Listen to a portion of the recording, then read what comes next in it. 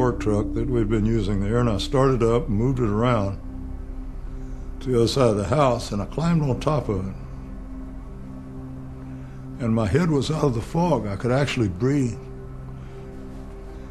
I could see over to the southeast. There was no gas at all, no burned vegetation.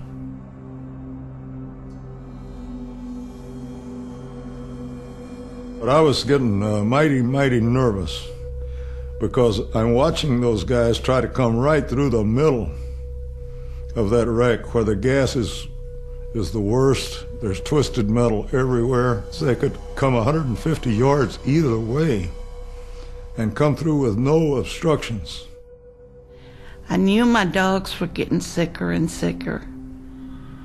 And the one, she just dearly loved me. She would not leave me for a second. The one dog that would not leave Mary's side is lying in the bedroom dying. She's coughing up stuff just like I've been coughing up. It just looked like bloody hamburger or something. I told the other dogs to go outside. I'm going to open the gate. I told them, you guys run to the southeast as far as you can. Well, Mary was coughing so bad she couldn't talk, but she grabbed my sleeve and kept pulling it. And well, finally, when she could talk, she says, a dog doesn't know southeast from up. We received a phone call from some group of volunteers, and he told me there's no gas to the southeast. We'll be coming in that way. We'll have 4 ATVs and 4 hours of oxygen. Said it'll be 20 minutes. And so that really gave me some hope. And finally the phone rang, and it was one of these guys, and he told me, he says, the deputies turned us back. They threatened to arrest us or fire on us, and they won't look at our credentials. They won't let us talk to who's in charge. They don't even know who's in charge.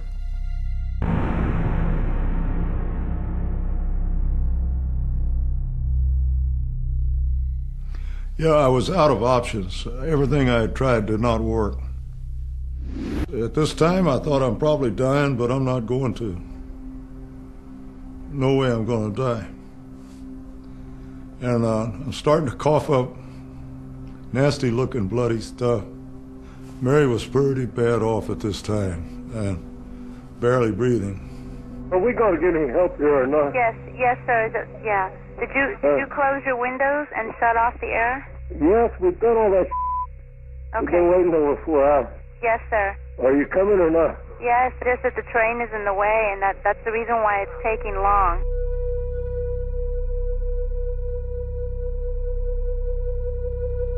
In fact, I looked in the yellow pages, and I found there are such things as professional rescuers. I did talk to 2 of the potential rescuers, and one of them told me, he said, it'll take us 2 hours to get there. Are you sure you have 2 hours? I said, no, I'm not. I'm not sure that I have 2 hours.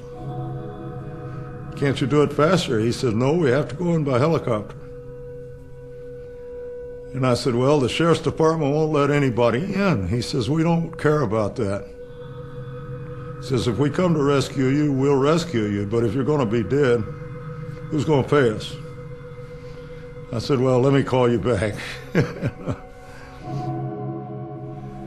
And I'm still running around left and right trying to come up with just one more option, just some way to get us out of there. And I could go in the kitchen and watch the appliances melt down, or go outside and hold my breath, or stay in the bedroom and hold my breath. I did all those things. One of our sons, who was a volunteer fireman in another county,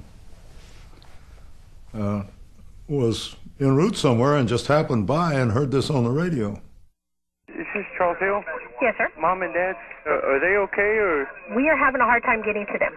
Well, can't they just land a helicopter in the backyard? No, sir, due to the chemicals that are involved. Well, can't they just put a gas mask on and go in there like a fire? Our officers Our fire department and our EMS personnel are aware of your parents. And as soon as we can extricate them from the situation, we'll get them out. Well, if I go over there, can I just get a gas mask and I'll go for myself? No, sir, you will be thrown off the scene, and if you fight with the officers, you will most likely be arrested. He told the deputy, I'm going in anyway, and the deputy says, if you do, we'll arrest you. Arrest all you want to, I'm going in. He said, we'll shoot you. He just gave up. The sheriff's department, we had some nice lady on the telephone. She told us, get in the shower and decontaminate yourselves. The rescuers will be there just within a minute or two. Can you do me a favor? Can you go into the shower? What am I supposed to do? Run the water on your body. But that's the best thing, so you can decontaminate yourself.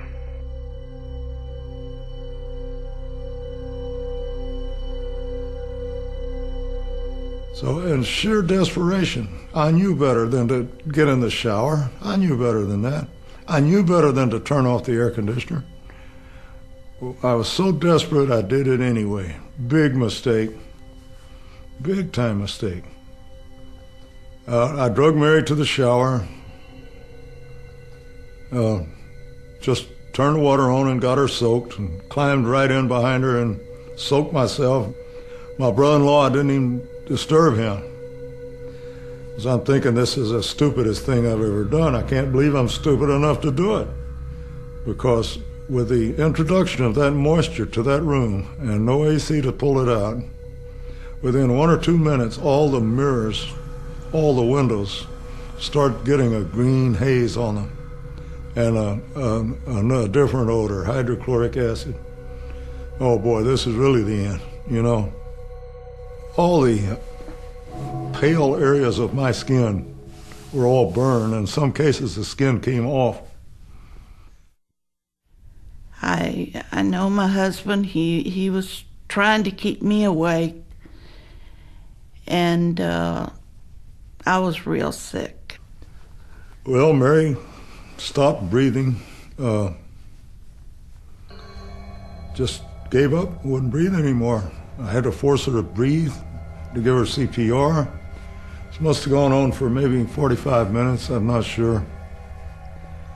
And all of a sudden, here's a city fireman in his spacesuit. He walks in the bedroom and he says, it's turned hydrochloric, everybody out. They drug us all outside. And hosed us down again and called in a helicopter and finally got us out of there.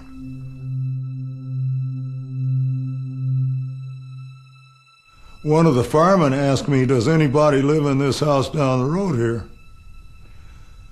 And I said, they've already been rescued. He said, nobody's been rescued from that house.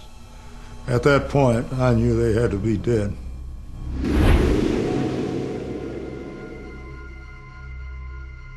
Well, see, they pronounced me dead twice. And I didn't even know it. When I got to the hospital, they said I was dead. And then they revived me.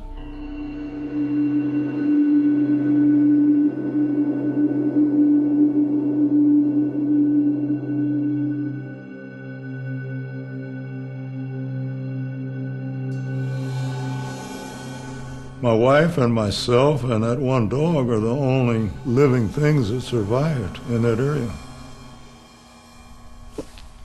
I'm sorry, I get upset, but thanks to God that I had my husband with me. And if it wasn't for him, no, I don't think any of us would be here. I survived because I was too angry to die. Here I'm watching my loved ones die off, and there's nothing I can do.